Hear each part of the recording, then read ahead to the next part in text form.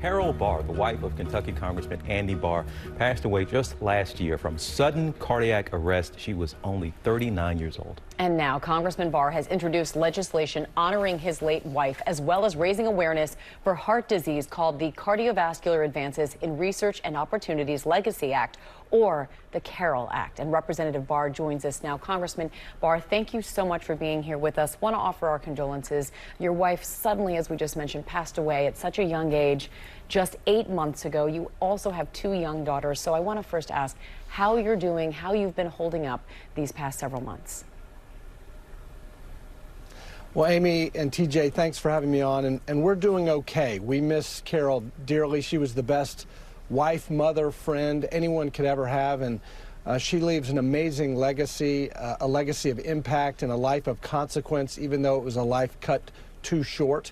And our 2 girls, Eleanor, age 9, and Mary Clay, age 7, they are her greatest legacy. Well, I am sure it was rewarding in some ways, cathartic, but also difficult to be sitting there and writing a bill to honor your late wife. But the bill itself, the Carol Act we're talking about here, how do you hope it will help folks who had kind of the heart condition that she had, which is, again, we should say somewhat common, but still, what is it you want the bill to be able to do? Well, Carol was diagnosed with a heart valve disease when she was in 7th grade called mitral valve prolapse. And for most Americans, this is a very benign problem or condition that has to be monitored. We were always told it's no big deal, you just have to monitor it. Only 0.2% of Americans who have this suffer a sudden cardiac death, and unfortunately that happened to my wife Carol. She was only 39. It predominantly affects younger women. We don't know why, but we want with this legislation to fight back against heart valve disease. We introduced the bill on Heart Valve Disease Awareness Day and American Heart Month, February. And it just goes to show, because many Americans don't know that this condition can be life-threatening, we know we need to raise awareness, and we know how important medical research is to identify those individuals with high risk factors that actually would put them in harm's way and potentially give them a life-threatening condition. Congressman, Eleanor, Mary Claire, your two daughters there. What's their reaction, their response? What are they saying to you about this effort having to do with their mom? Just what do they think about what you're doing, and to see their mom's name on a piece of legislation and see Daddy trying to get it through Congress?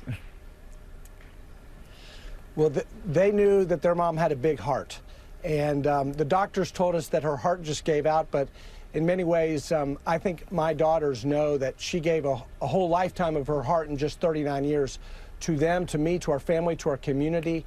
I think they're going to be very, very proud of their mommy because of what she's going to accomplish and what her legacy will mean to so many other families. We're going to save lives, and my girls love their mommy forever, but they're going to be very, very proud of what she will contribute to many other families. I'm sure proud of her, and of course proud of you and your efforts to do the very same. While we have you here, Congressman, I do want to ask you, I understand you're planning to vote no to President Biden's $1.9 trillion stimulus package. I'm curious why the no vote and what you would do. What would your plan be to help the millions of people out there who are suffering financially during this pandemic? Well, I think what I would do is make sure that we spent the money that we've already passed in a bipartisan way.